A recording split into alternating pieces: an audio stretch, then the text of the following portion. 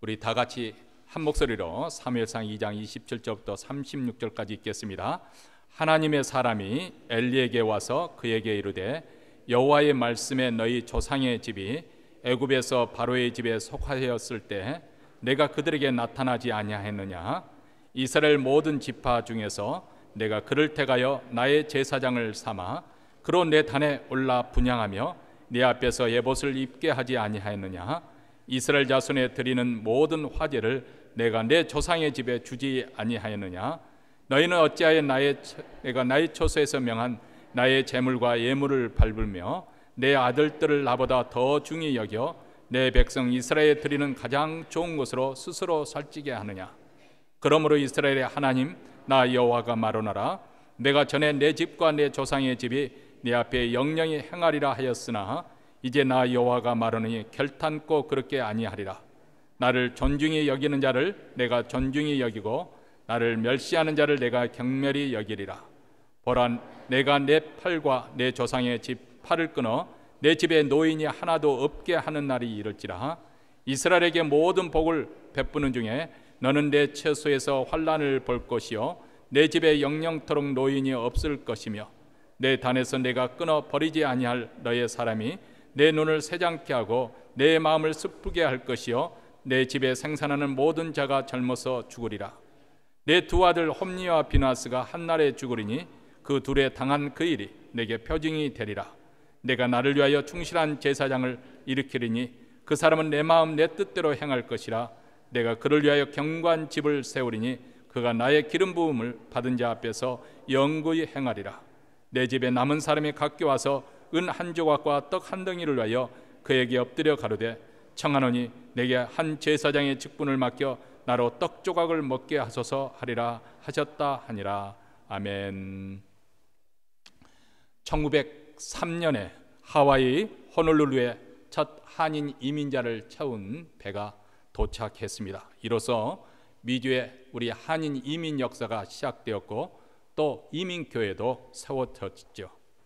그들은 아주 열악한 노동 환경 속에서도 땀 흘려 열심히 일을 했고, 그리고 그들은 교회를 세웠을 뿐만 아니라 대한민국의 독립운동을 위해서 모금을 했습니다.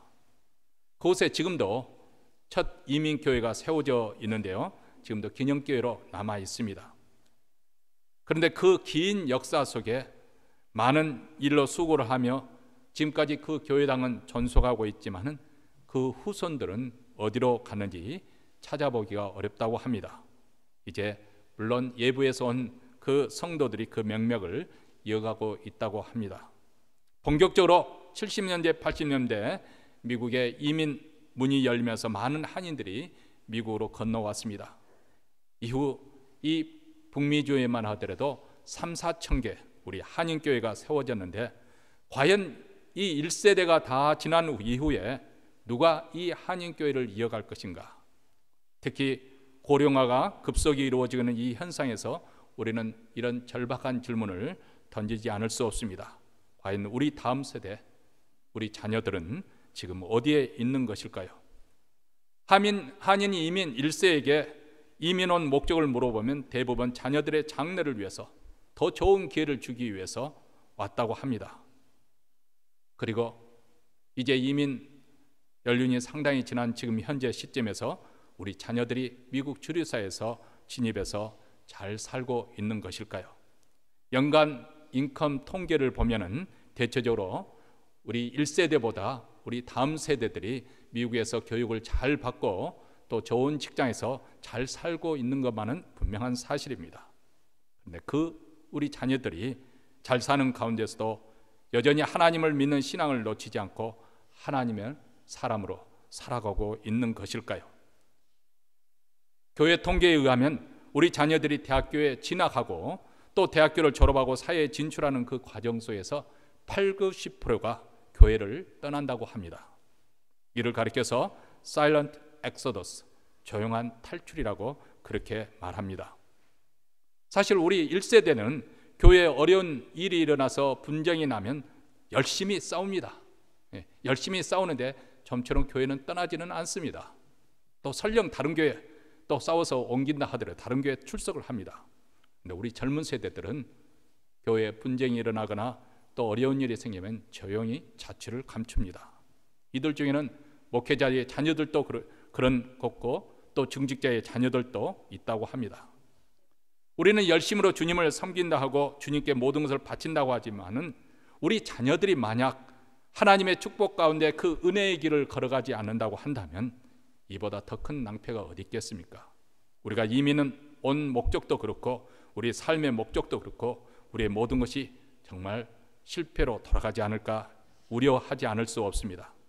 종종 자녀들을 자랑하는 말을 듣습니다. 좋은 대학교 졸업하고 또 좋은 직장에 들어가서 돈을 잘 벌어서 또 부모에게 용돈을 주는, 그렇게 해서 참 좋다고 합니다. 단 한 가지 아쉬운 것이 있는데 바빠서 신앙생활을 지금 하지 못하고 있는 것이라고 합니다. 그런데 실상 한 가지 아쉬운 것이 아니라 사실 모든 것을 잃은 것이죠. 우리가 자녀들을 위해서 희생하고 헌신해서 이제 그 자녀들이 세상 많은 것을 누리고 있는데 그들의 삶 속에 하나님을 잊어버렸다고 한다면, 하나님이 없다고 한다면 이보다 더 큰 손실이 어디 있겠습니까? 곰곰이 생각해 보십시오. 과연 무엇이 잘 사는 것입니까? 좋은 직장에 취직해서 큰 집에 살고 좋은 차를 몰고 다니면 과연 행복하게 되는 것일까요? 공부 잘하는 것으로 모든 인생 문제가 해결되는 것일까요? 사실 우수한 성적으로 대학교에서 졸업했을지 모르지만 인생살에서 지혜롭지 못해서 화를 불려오는 사람들이 얼마나 많은지 모릅니다. 그리고 그 인생의 결말이 멸망이라고 한다면 아무리 성공한들 과연 그 인생을 잘 살았다고 말할 수 있겠습니까? 한국에 은퇴하신 목사님이신데 김동원 목사님이라는 그분이 설교 중에 이런 이야기 했던 것을 기억이 납니다. 하루는 그 자녀가, 그 아들이 아주 초등학교 다녔을 때 그 친구 집에 갔다 왔습니다. 그러고 나면 아빠 오늘 내가 굉장히 잘 사는 집 다녀왔어. 가만히 이야기를 들어보니까 그 집이 아주 부자여서 이거 모든 것이 화려하고 또 값비싼 그런 가구들 그리고 그런 고급 아파트에 산다는 것을 이렇게 잘 사는 것이라고 표현을 하더랍니다. 그래서 목사님께서 그 아들에게 교육을 시켰다고 합니다. 야, 그것은 잘 사는 것이 아니라 부자로 사는 거야. 부유하게 사는 거야. 근데 사실 알게 모르게 우리 1세들은 워낙 가난하게 사는 그런 배경을 가지고 있기 때문에 잘 산다고 하면 자동적으로 우리는 무엇을 연상을 하냐면 부자로 사는 것을 잘 산다고 그렇게 생각을 합니다. 그리고 우리 자녀들에게도 은연중에 알게 모르게 그것을 심어줍니다. 그래서 사실 1세들은 기반을 잡기 때문에 열심히 일하기 때문에 사실 그렇게 타락하지 않지만은 2세들, 3세들이 되어지면 그러면 그들이 그런 부모로부터 받은 그런 현세적이고 물질적인 그런 가치관을 가지고 사는 그들은 흥청망청 그렇게 사는 것이죠. 다시 말하면 그들이 세상에서 성공하고 출세하고 있는 것이 다 자기 자신과 자기 가족만을 위해서 아주 이기적인 삶으로 그렇게 살아가는 것입니다. 뭐 그렇다고 해서 제가 세상 공부를 소홀히 해도 하나님만 잘 믿으면 된다, 제가 그것을 말씀드리려고 하는 것은 아닙니다. 사실 학교에서 배우는 많은 공부 내용이 세상에서는 아무 쓸모짝이 없는 것이 참 많이 있습니다. 사실 초등학교 때 배운 덧셈 뺄셈만 해도 사회생활에 대해 아무 지장이 없습니다. 뭐 미적분을 배워가지고 그것을 이 사회에서 뭘 어떻게 사용하겠습니까? 그런데 그 공부하는 과정 속에서 얻어질 수 있는 것, 다시 말하면 성실하게 공부하는 그 습관이랄지 그런 훈련, 이것은 그런 과정을 통해서 얻어질 수 없는 것이죠. 성실함이나 부지런함이나 오래 참고 인내함이나 이런 모든 것들, 이것은 공부하는 과정 중에서 얻어질 수 있는 것들이고 이런 것들이 그의 삶을 살아가는 데서 빛을 발하게 되는 것이죠. 만약 학생이 학생의 법문에 충실하지 않는다면, 그런 불성실한 태도로 인생을 앞으로도 계속해서 그렇게 살아간다면 어떤 식으로든지 대가를 치르기 마련입니다. 자, 그러할지라도 우리 인생에서 가장 중요한 분은 하나님이십니다. 만약 그들이 세상의 성공 때문에 하나님을 저버리게 된다면 그보다 더 치명적인 실패는 없을 것이고 가장 손실을 가져오게 될 것입니다.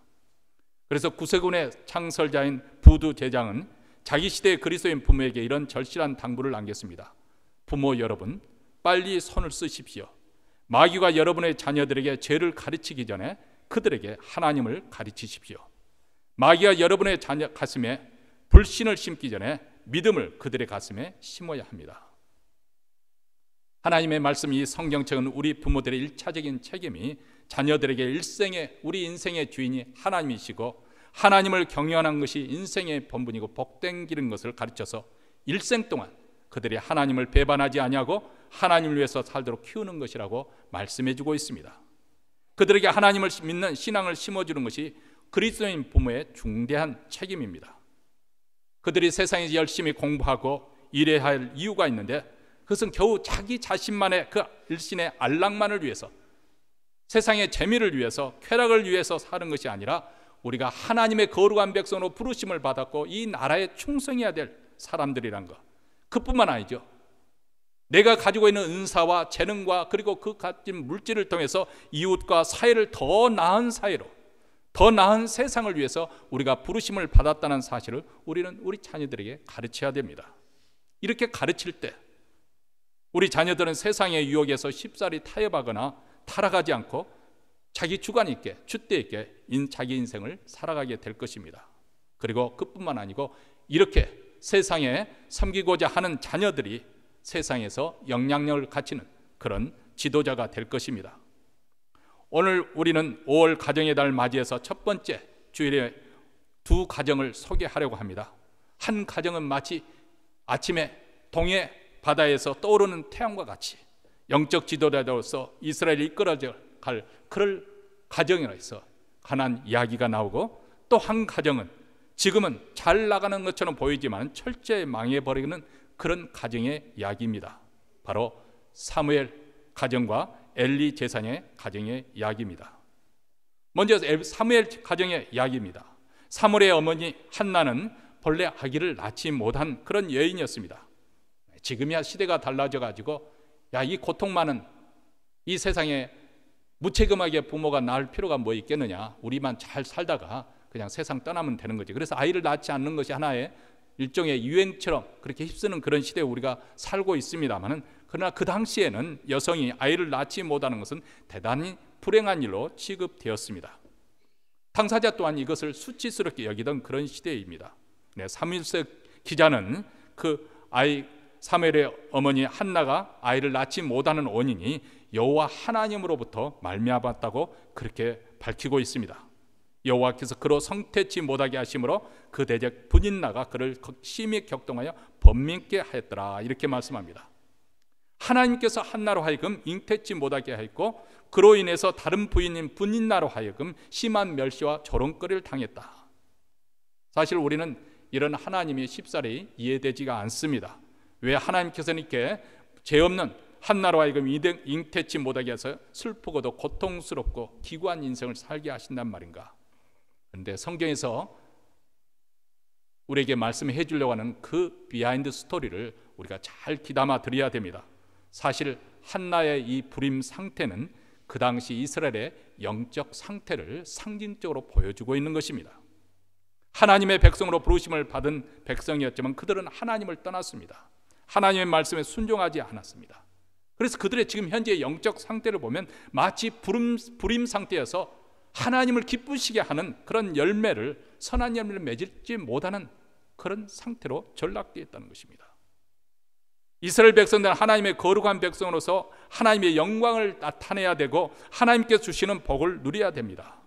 그런데 우리가 잘 아는 바와 같이 사사기에서 대략 250년에서 300년에 걸쳐서 이 이민족의 침입과 압제로해서 많은 슬픈 일들이 일어납니다. 고통을 받습니다. 반노예가 되어서 그들을 섬기게 하는 비참한 신세로 전락했습니다. 이들이 누구입니까? 430년 동안 노예 생활하던 그들이 하나님께서 전격적으로 출애굽시켜서 그들이 가나안 땅에 들어가서는 자유인으로 들어간 거 아니겠습니까? 그런데 다시 노예 신세로 돌아간 것입니다. 왜 그렇게 되었을까요? 성경은 한 가지 이유로 말하면 그들이 하나님을 떠났기 때문이라고 말씀하고 있습니다. 그래서 다시 예전의 노예의 비참한 상태에 빠진 것입니다. 우리 하나님께서는 그들을 가만 내버려 두지 아니하시고 그들의 하나님의 백성으로서 그런 비참한 상태에 빠져 있는 것을 원치 않으시기 때문에 구원자를 보내서 그들을 구원하십니다. 그런데 이 하나님의 놀라운 구원의 역사가 오늘 사무엘상을 우리가 열어보면 한 여인의 그 비통한 기도를 통해서 시작된다는 사실을 보여주고 있습니다. 분인나와 같이 가시를 허락해서 그녀로 하여금 심하게 격통케 하고 번민케 하고, 우리 인생에도 종종 이런 어렵고 힘든 일이 생깁니다. 과연 하나님이 나를 버리셨는가? 이런 회의감들 들고 의심도 될 때가 있습니다. 그런데 이를 통해서 우리 자신의 한계를 깊이 인정하게 되고 하나님 앞에 나아가 부르짖어 기도하게 되고 마침내는 하나님의 차원 높은 사랑과 능력을 체험하게 되는 것이죠. 참 놀랍지 않습니까? 우리에게 당한 그 고통이 우리를 망하게 하는 것이 아니라 우리가 정말 하나님을 믿는 믿음만 있다고 한다면 이것이 승화가 되어져서 오히려 하나님의 구원의 역사를 이루는 놀라운 역사로 우리 하나님께서는 들어 사용하신다는 것입니다.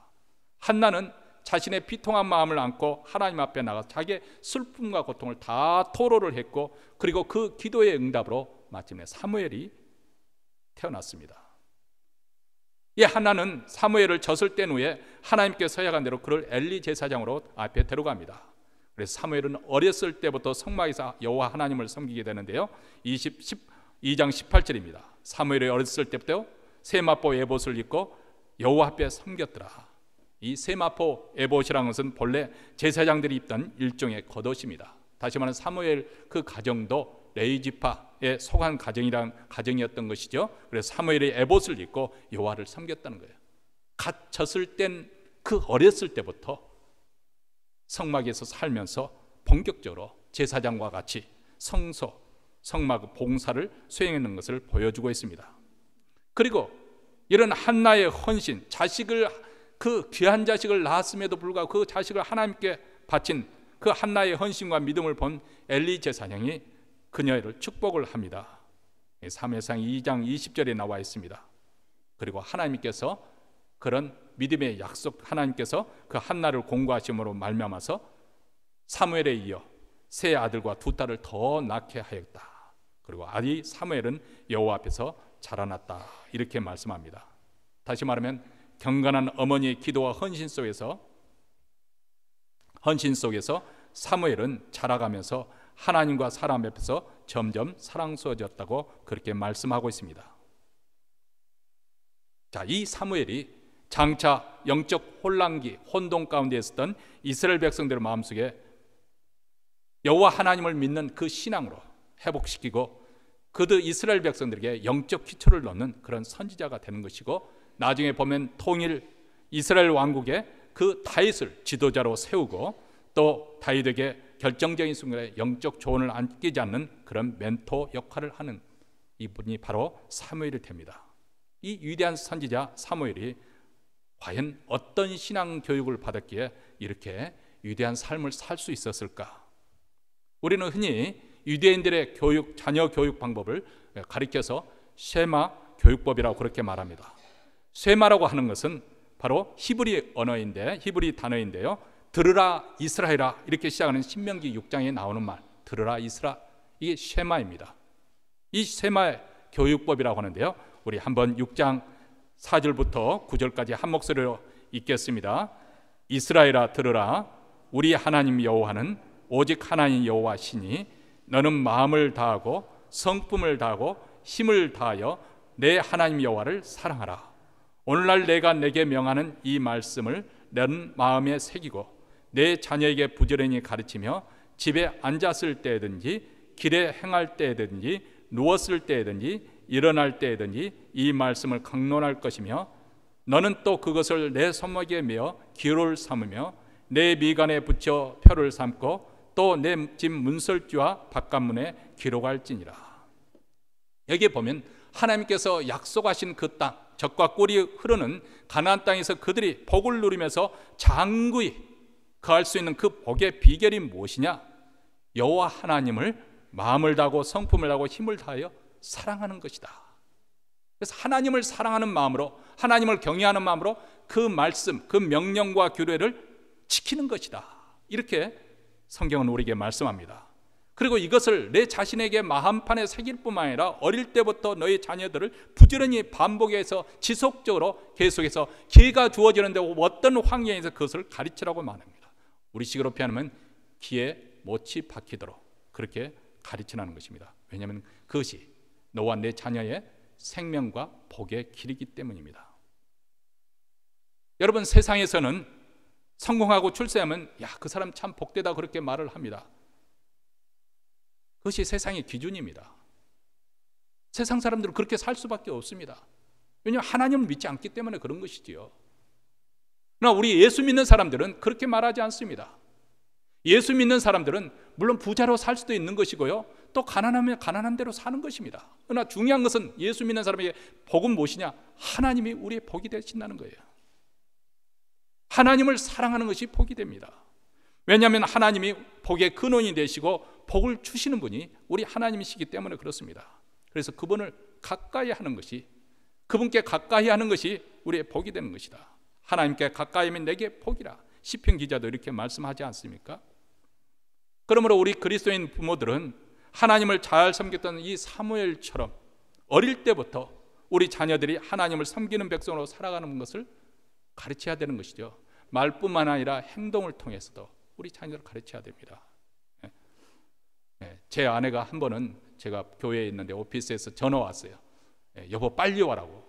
목소리 보니까 상당히 격앙되어 있어서 부랴부랴 무슨 일인가, 또 큰일이 터졌나 하고 또 해서 갔더니 새 아이들을 놓고 이제 설명을 하는데 들어보니까 이런저런 이야기를 하다가 학교에서 점심시간에 이렇게 할 때 자녀가 제 아내가 좀 사람 필링이라는 게 있잖아요. 너희들 식사할 때 기도하니? 하고 물어봤다는 거예요. 물론 꼭 해야 되는 것은 아니죠. 어떨 때는 생략할 수도 있는 것이죠. 어느 목사님처럼 매번 커피 마실 때도 기도하고 과자 먹을 때도 기도하고 밥 먹을 때도 기도하고, 그래서 자기는 3,000원 미만인 때는 기도를 하지 않는다고 우스갯소리로 이렇게 말을 합니다만은, 어쨌든 그렇지만은 그 속에는 사실 많은 것을 함축하고 있거든요. 제 아내가 왜 물어봤겠어요? 집에서 기도 생략할 수도 있는 거죠. 중요한 것은 믿지 않는 그 친구들 앞에서 내가 그리스도인이라는 것을 떳떳하게 밝히면서 그렇게 살아가고 있느냐, 이것을 물어보려고 하는 것이죠. 근데 얘들 셋 다 그냥 그렇게 하지 못했는지 고개를 숙였다는 거예요. 그래서 막 화를 내면서 이렇게 해서 교육을 시키면 뭐 하겠느냐. 사실 사소한 것이긴 하지만은 그런 사소한 것에서 하나님 믿는 것이 얼마나 중요한 것인가, 뼛속같이 교육을 우리가 시켜야 됩니다. 왜냐하면 어린아이들도 부패한 본성을 가지고 있기 때문에 하나님의 말씀을 통해서 교육과 훈련이 필요한 것이죠. 영적 지도가 필요하는 것입니다. 이렇게 사무엘은 어릴 때부터 하나님을 섬기는 그런 경건한 분위기 속에서 성장을 했습니다. 그리고 하나님께서 이를 귀히 여기셔서 귀하게 그를 사용하여 주셨습니다. 근데 이 사무엘의 가정과 아주 대조적으로 아주 저주를 받아서 질이 멸절해버리는 그런 가문의 이야기가 또한 등장을 하고 있습니다. 바로 엘리 제사장의 가문입니다. 엘리 제사장은 아론의 넷째 아들 이다말의 후손이고 네 지파 중에서도 하나님 제사장 가문에 출생했기 때문에 그는 태어날 때부터 제사장 가문으로서 축복받은 인생이 되었죠. 그리고 그 당시 엘리 제사장 가문만큼 명성과 영향력 있는 그런 유력한 집안은 없었습니다. 제사장으로서 사사로서 40년 동안 이스라엘 공동체 최고의 지도자로 큰 가오 없이 자기 역할을 잘 수행해 왔습니다. 그런데 아들들을 잘 다스리지 못해서 그의 인생은 물론이고 가문까지 몰락하게 된 것이죠. 이 엘리 대사장에는 홈니와 비느하스 두 아들이 있었는데 하나님을 섬기는 제사장으로 그 다른 어떤 이스라엘 백성 중에서도 그들은 하나님을 가장 가까이 섬길 수 있는 그런 영광과 특권을 가졌습니다. 그래서 그들은 자기 자신을 스스로 거룩히 구별하면서 하나님의 계명을 누구보다도 남달하게 지키면서 스스로 삼가했음에도 불구하고 백성들이 상상도 할 수 없는 그런 오만방자한 죄를 저지르고 말았습니다. 심지어는 아버지 엘리 제사장이 타일러도 듣지 않고 악행을 계속하였다. 성경은 말씀합니다. 12절에 보면 그들이 어떤 자였는 것이 명확하게 말씀을 해주고 있습니다. 엘리의 아들들은 불량자라 여호와를 알지 아니하더라. 불량자라. 베리알의 아들이란 그 언어 뜻인데요, 극히 폐역하고 무가치한 가치가 없는 인생을 사는 그런 자라는 것이죠. 그들이 제사장임에도 불구하고 이런 악한들이었던 이유가 무엇인가? 그 다음 계속해서 말합니다. 그들이 여호와를 알지 못하였다. 한마디로 하나님을 아는 지식이 없어서 하나님을 두려워하는 마음이 그들 마음속에 없었다는 거예요. 마땅히 하나님을 두려워할 뿐으로 알아서 경외하는 마음을 가져야 될 텐데 오히려 하나님의 제사를 멸시하는 업신여기는 죄를 범하였습니다. 실질적으로 그들이 하나님의 존재를 몰랐다는 것은 아니겠지요. 이스라엘 백성으로서 어릴 때부터 신앙 교육을 분명히 받았을 것이고 제사장으로서 또 하나님을 섬기는 제사법에 대해서는 아주 능통하도록 훈련을 받았을 것입니다. 그런데 그들은 정말 하나님이 실제하심을, 살아계심을 믿지 않았던 것 같습니다. 그리고 하나님을 만날 그럴 경험도 없었던 것 같습니다. 이런 직접적인 체험이 없다 보니까, 하나님을 아는 지식이 없다 보니까 그 제사장 직임이 하나의 밥벌이, 돈벌이에 불과했던 것이죠. 그래서 그들은 불법을 자행하고도 여전히 오만방자하게도 하나님을 두려워하지 않았다는 것이죠. 2장에 보면 그들이 어떻게 이런 오만방자하게 하나님 면전에서 하나님 제사를 멸시했는지 구체적으로 나와 있습니다. 13절과 14절에 보면 제사장이 정당에 지정된 그 몫을 취하는 것이 아니라 갈고리를 던져가지고 소대에 갈고리를 던져서 거기 걸려 나온 것을 자기 몫으로 참는 거예요. 이것은 공공연하게 하나님의 것을 탈취하는 도적질일 뿐만 아니라 하나님의 제사를 업신여기는 행위이기도 하죠. 그뿐만 아니죠. 야, 오늘은 내가 삶은 고기 먹고 싶지 않고 로스고기로 해서 구워 먹고 싶으니까 살코기를 내라는 거예요. 원래는 먼저 하나님께 번제를 드려서 기름을 태우고 난 다음에 그 목소리를 줘야 되는데 아니라는 거예요. 살코기를 내놓지 않으면 내가 강제로 뺏겠다고 그렇게 날광도 같은 짓거리를 했습니다. 그것이 제사장이 그랬다는 것이죠. 그래서 2장 17절에 보면 이 소년들의 죄가 여호와 앞에서 심히 크면 그들이 여호와의 제사를 멸시함이었다. 이 멸시라는 히브리 단어는 하나님을 향한 악인들의 적극적인 도전과 방해 공격을 할 때 의미하는 것이죠. 다시 말하면 그들의 행위는 불법적일 뿐만 아니라 신성 목독에 해당되는 거예요. 우상 숭배까지는 아니지만 여호와 하나님을 우상을 섬기는 그 잡신들의 하나 정도로 격하를 시켜버렸다는 망령된 행위라 그 말이죠. 이를 위해도 성막에서 수종되는 여인들과 동침하는 죄까지 그렇게 범합니다. 한마디로 자기 멋대로 행동을 했다는 것이죠. 우리 식으로 표현하면 어른을 몰라보고 마음대로 행동했다는 것이죠. 다른 백성들과 하나님께 더 가까이 나아갈 수 있는 그런 섬길 수 있는 영광과 축복을 가진 자들입니다. 그런데 그것을 소중하게 여기지 않았어요. 제사장으로서 갖는 그 영광을 당연하게 권리로 생각했던 것 같아요. 하나님을 알지 못하게 되면 두려운 마음도 없었습니다.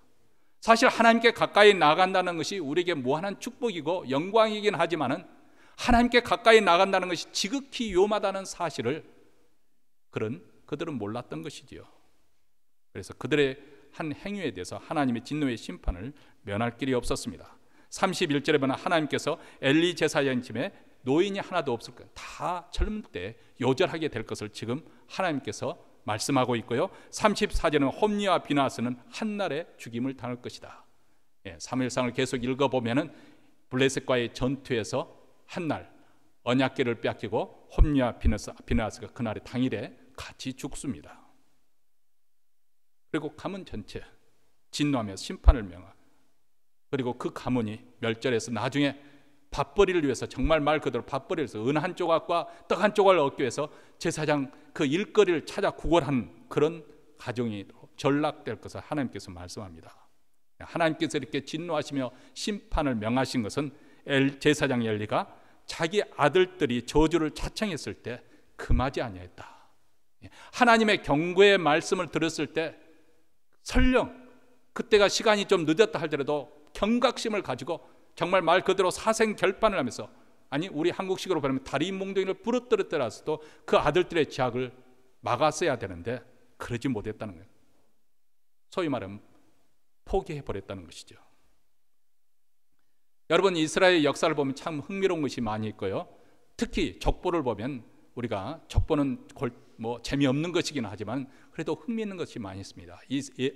유대인의 왕으로서 구세주로 오신 예수님의 족보에 흥미롭게도 이방 여인들이, 그것도 기생 라합, 그리고 모압 여성 롯 비롯해서 또 시아버지하고 그 동침을 해가지고 아들들을 낳았던 다말, 이런 여인들이 이름이 그 거룩하신 하나님의 아들 예수님의 족보에 끼어 있습니다. 참 놀랍지 않습니까? 또 그뿐만 아닙니다.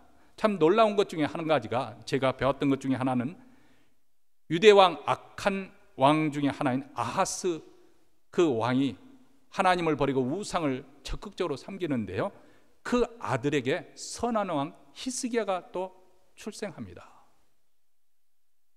그리고 이 선한 왕 히스기야 왕 때 하나님께서 그에게 복을 주셔서 그때 가장 유대 왕국이 강성해졌는데요, 또 하나님께서 그 아수르 군대로부터 건져주시는 구원의 역사도 펼쳐주시는데, 그 선한 왕, 믿음이 좋은 히스기야 왕 밑에 가장 이스라엘 그 유대 왕 중에서 가장 악한 왕 므낫세가 또 나옵니다. 이 므낫세의 그 도발로 인해서 하나님께서 맹세를 하죠. 내가 더 이상 이를 간과하지 않고 유대 왕국을 멸망시키겠다. 소위 말하면 하나님의 인내의 한계점을 돌파해 가지고 하나님의 너를 분노케 격발케 한 자가 바로 이 므낫세입니다. 아주 우상을 대대적으로 도입을 해서 섬기도록 한 왕이 므낫세입니다.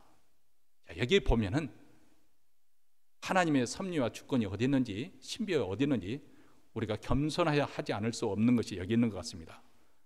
우선 첫째로 제가 생각해 볼 수 있는 것은 우리 부모의 신앙이 자동적으로 우리 자녀들에게 계승되는 것이 아니다. 그래서 우리가 혹시 우리 주위에 잘못됐을 때 우리는 괜히 그 부모 탓을 하려고 하는 그런 경향이 있어요. 부모가 혹시라도 자식을 잘못 교육시켰기 때문에 그런 것이 아닌가. 물론 그런 경우도 있겠죠. 그러나 자동적으로 그렇게 생각하는 것은 우리가 조심해야 됩니다. 왜냐하면 히스기야 왕 밑에서 가장 악한 왕 므낫세가 있었거든요. 또 이것은 또 우리 부모에게 중요한 경종을 일으켜주는 것도 됩니다. 왜냐하면 내가 신앙생활을 잘한다 해서 자동적으로 우리 자녀들이 신앙생활을 잘할 거라고 그렇게 생각하지 말라는 거예요. 또 한 가지 우리가 생각할 것은 아들이 부모 탓을 해서는 또 안 된다는 것입니다. 내가 우리 가정에서 이렇게 가난하고 힘든 그런 가정에서 태어났기 때문에 나에게는 이렇게 해서 인생을 살 수밖에 없다, 그렇게 팔자타령하지 말라는 것입니다. 왜냐하면 히스기야는 악한 왕 그 아하스를 아버지로 두고 출생했기 때문에 그렇습니다. 이것은 다시 말하면 내가 하나님을 잘 믿었고 하나님이 주시는 복을 누리는 것은 전적인 내 책임이지 내 부모 책임으로 돌릴 수 없다는 것을 성경은 우리에게 분명히 말씀해 주고 있는 것이죠. 어쨌든 이 하나님께서 우리 인생을 이끌어가는 데서 이 주권과 섭리께 이끌어가는 그런 신비한 것은 우리가 어떻게 헤아릴 수 없는 그런 부분이 분명히 있습니다만은, 그러나 우리 자녀들이 하나님을 신실하게 믿고 하나님을 경외하는 그런 마음이 형성되는 것은 전적으로 하나님의 은혜라는 사실을 우리가 인정하면서도 동시에 하나님의 은혜라고 해서 우리 부모가 두 손 놓고 바라봐서는 안 된다는 것을 또 분명하게 성경은 우리에게 가르쳐주고 있습니다. 한나는 기도로 얻은 아들을 위해서 매일 기도했을 것입니다. 그리고 매년 절기 때마다 만나는 그 짧은 만남 속에서 사무엘이 하나님을 경외하면서 여호와 앞에서 바르게 살아갈 수 있도록 교훈과 그리고 가르침과 격려를 아끼지 않았을 거라고 저는 생각합니다. 자녀는 하나님께서 주신 선물이고 자녀가 하나님 앞에서 자라도록 돕는 일은 우리 그리스도인 부모의 의무이기도 합니다. 만약 그렇지 않고 엘리 제사장처럼 자식을 방치한다면 그것은 그리스도인 부모로서의 책무를 저버리는 것이고 자식에게 화를 불러오는 셈이 될 것입니다. 그래서 하나님께서 30절에 분명히 이렇게 말씀합니다. 나를 존중히 여기는 자를 내가 존중히 여기고 나를 멸시하는 자를 내가 경멸히 여기리라. 어쩌면은 엘리 제사장은 우리 목사의 핑계를 목사들 하는 것에 빗대서 말하자면 목회하는 것으로 너무 바쁘다는 그 핑계로 아버지의 역할을 제대로 꼭 필요할 때 있어야 할 그 자리를 지키지 않았던 것이 아닌가, 그런 생각을 해보게 됩니다. 그리고 가장 결정적인 잘못은 두 아들이 하나님 앞에서 오만방자하게 망령되게 행하면서 심판을 자초하는 일을 행함에도 불구하고 거기에 필요한 책망과 징계를 소홀히 했다는 거예요. 그가 전혀 하지 않았던 것은 아닙니다. 근데 성경에 보면 하나님의 분명한 경고를 듣고도 그를 묵과하고 넘겼다는 것이 그런 과오를 범했습니다. 그래서 하나님께서 이렇게 그를 책망하시지 않습니까? 29절 말씀은 돌아가 봅니다. 너희는 어찌하여 내가 나의 처소에서 명한 나의 재물과 예물을 밟으며 내 아들들을 나보다 더 중히 여겨 내 백성 이스라엘에 드리는 가장 좋은 것을 스스로 살찌게 하느니라.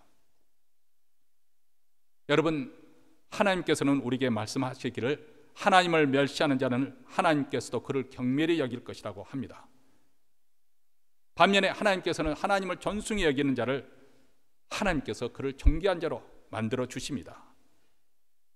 사무엘의 부모와 사무엘이 하나님을 존중히 여겼기 때문에 사무엘은 그 어릴 때부터 부모의 그 관심과 애정 가운데 하나님의 사람으로 그렇게 성장했고, 또 부모의 그 끊임없는 그 기도를 통해서 사무엘은 하나님을 경외한 자로 사람들이 뿐만 아니라 하나님께 인정받는 대로 그렇게 성장을 하게 됩니다.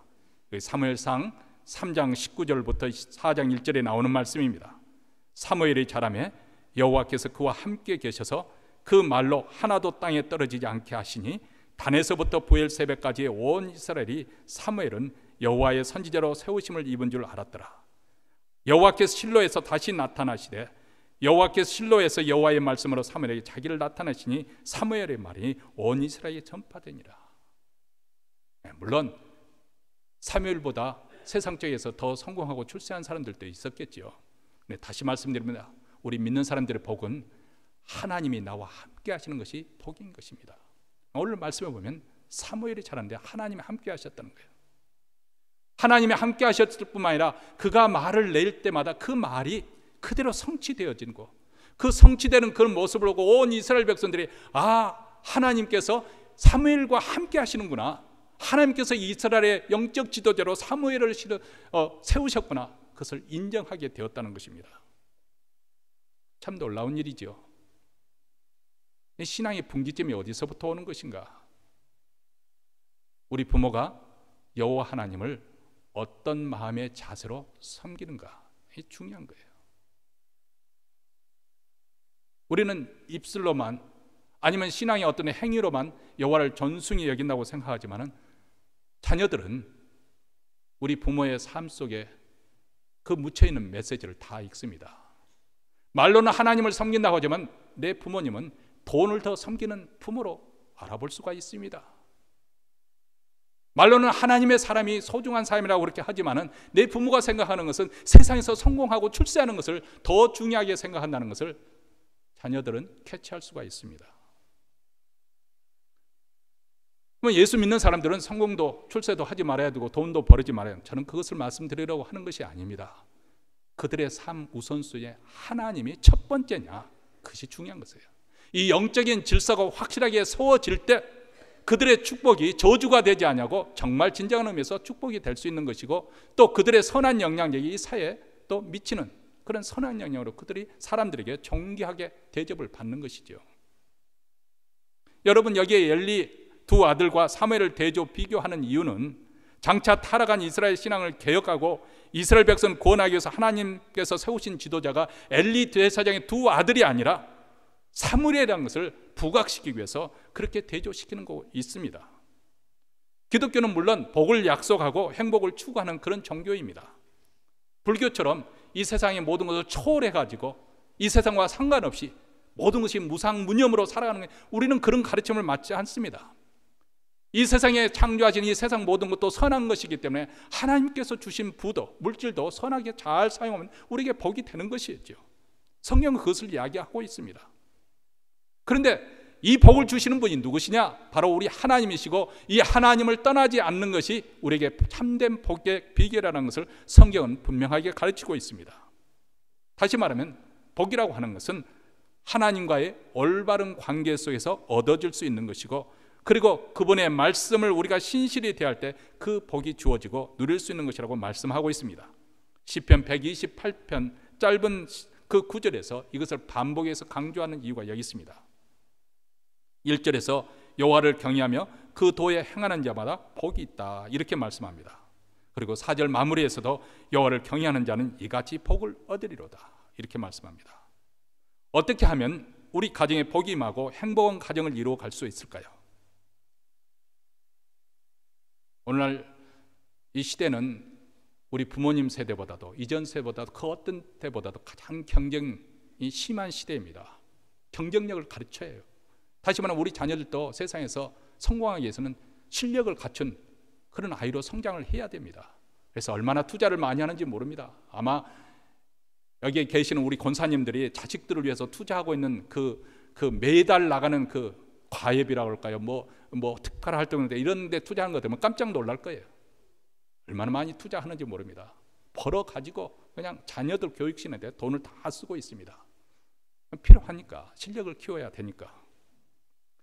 그런데 혹시 우리가 알게 모르게 너무 지나치게 우리 자식을 중요하게, 그들의 인생에 더 중요하게 여긴다면 우상화시키지는 않는지 조심해야 됩니다. 우리 가정에 하나님이 가장 먼저 첫 자리를 잡게 되면은 그러면 영적 질서가 세워지게 되고 우리 자녀들의 그 영적 질서가 그들의 우선순위로 분명하게 자리 잡게 되면 그 자녀는 어떤 환경에서든지 어떤 자리에서든지 다 능히 하나님의 함께 하심으로 말미암아 누리는 복락이 있을 것입니다. 그들의 인생은 형통하게 될 것입니다.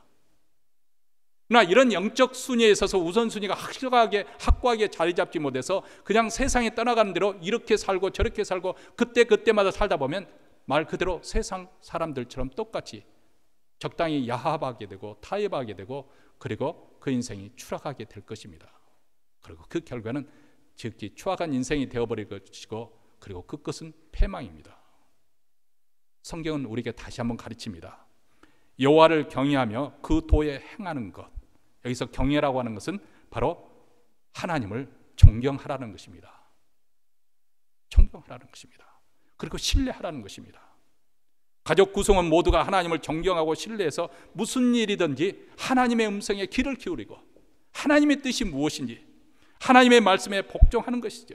이것이 바로 하나님을 존경하는 거예요. 부모님을 정말 효도를 잘하는 자식은 누구인가?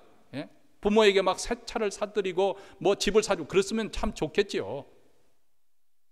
근데 정말 효도는 무엇인가? 부모를 귀하게 여기고 부모의 말을 전순히 듣는 것. 불효는 무엇이냐?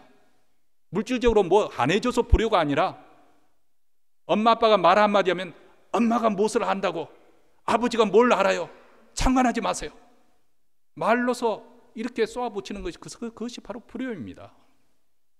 효도하는 사람은 아무리 시덥지 않은 부모이라 할지라도 말씀 한마디를 전순히 여기고 설령 그것이 맞다 한다는데도 그것을 일단 받아들이고 아버지 그런데 이것은 이렇게 돼야 되지 않겠어요?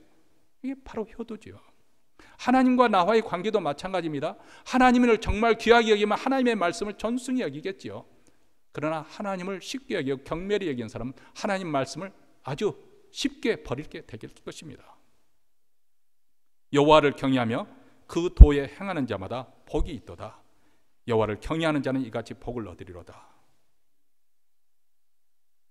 이것이 바로 행복한 가정을 이루는 기초와 근본이 되는 것입니다. 왜냐하면 가정을 만드신 분이 하나님이시고 하나님께서 가정을 창설하시고 이에 명하셨기 때문에 그렇습니다. 하나님을 경외하고 그분을 존중히 여기십시오. 여러분의 우선순위에 하나님을 첫 번째 두시게 최선을 다하십시오. 뭐 이렇게까지 우리가 하라는 것은 아닙니다. 예전에 제가 시카고에서 전도사로 이렇게 사역을 할 때 한 번은 이제 교회 부흥 집회가 있어가지고 다운타운까지 나이 드신 분들, 연로하신 분들 모시러 교회 밴을 이끌고 갔었어요.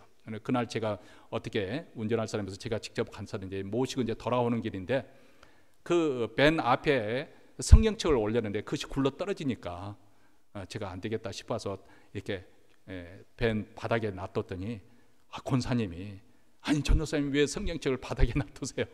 그래서 얼른 그 마음을 제가 알고 얼른 치고들고 죄송합니다 했죠.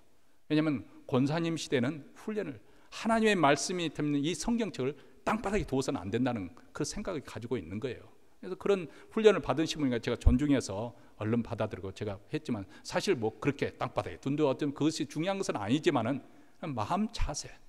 그래서 심지어는 우리 부모님 때 보면 신앙생활 참 열심히 했던 분들은 교회 이제 그 수입이 들어오면은 가장 빳빳한 돈, 그 돈은 따로 구별해 놓습니다. 왜냐하면 주일 헌금에 드리려고. 깨끗한 돈은 그렇게 구별해서 모았다가 주일 헌금에 드려요. 그렇게 주일날 준비가 되지 않으면 심지어는 그 중에서 그나마도 나은 돈을 넣고 다리미로 깨끗이 다려가지고 그래서 준비해서 하나님께 바쳤습니다. 제가 그것을 우리도 그렇게 해야 된다는 것을 말씀드리려는 것이 아니고 우리 마음 자세. 한번 그림을 그려보세요. 그 위에 하얀 저고리를 입고 검은 치마를 입었던 그 시대, 이렇게 구역 예배라고 목장 모임을 했을 때 보면은 성경책을 읽고 찬송할 때 그들을 보면 그 벗은 신발이 밖으로 나오지 않도록 옷깃을 탁 덮으면서 이렇게 단정한 모습으로 예배 드리려고 했던 그들의 모습을 한번 생각을 해보십시오. 그들이 얼마나 하나님을 경외하는 마음으로 섬겼었는지, 이런 마음의 자세를 우리가 놓쳐서 놔야 되는. 이 시대는 너무 편의주의 시대로 쉽게 하는 그런 편의주의 시대로 갔는데, 우리 마음 중심에 하나님을 경외하는 마음을 놓쳐버리게 된다면, 하나님을 존중히 여기는 그 마음을 놓쳐버리게 되면 점점 그 신앙은 부패해지게 될 것이고, 결국 하나님을 이 엘리 두 제사장, 아들 두 제사장처럼 하나님을 경멸히 여기는 그런 행위가 서슴지 않게 나오게 될 것입니다. 그러므로 우리 부모들부터 우리가 하나님을 경외하고 존중히 여기십시오. 그 말씀을 가볍게 듣는 것이 아니라 그 말씀이 행하도록 노력을 하십시다. 물론 우리가 완벽한 사람이 아니죠. 우리 잘못한 거 우리가 솔직히 인정하고, 내가 이렇게 부족하지만 나 다시 하나님 말씀대로 살도록 노력하마, 이렇게 다짐하고. 또 장성한 자녀들이 이제 나도 이제 뭐 7, 80 되고 우리 자녀들도 65, 60 됐는데 어떻게 가르칩니까? 그렇습니다. 우리가 가르칠 수 없지만은, 그러나 그들을 위한 기도는 우리가 멈추지 말아야 됩니다. 손자 손녀가 찾아올 때마다 그들을 품에 안아주고 머리에 손을 얹고 축복하면서 그들로 하여금 하나님 말씀에 거하도록, 하나님을 존중히 여기도록, 그들의 삶 속에 가장 우선순위가 첫 번째 하나님이 되도록 그들을 가르쳐야 될 것입니다. 그렇게 되면 여러분의 가문이, 여러분의 가정이, 자손들이 이 땅에서 번성하게 될 것이고 장구의 복을 누리게 될 것입니다. 이 모든 복이 우리 모두에게 임하기를 주의 이름으로 축원합니다.